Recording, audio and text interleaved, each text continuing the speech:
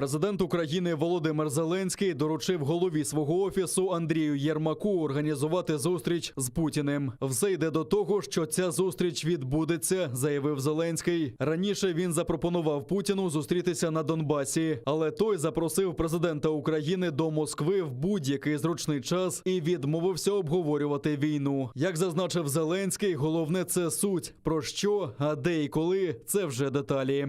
Мені здається, що все йде до того, що ця зустріч відбудеться. Я вже дав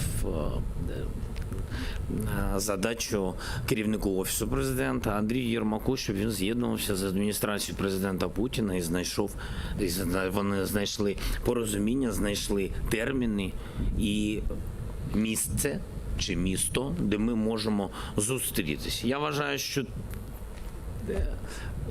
головна – це суть, про що, а де, коли – це вже деталі.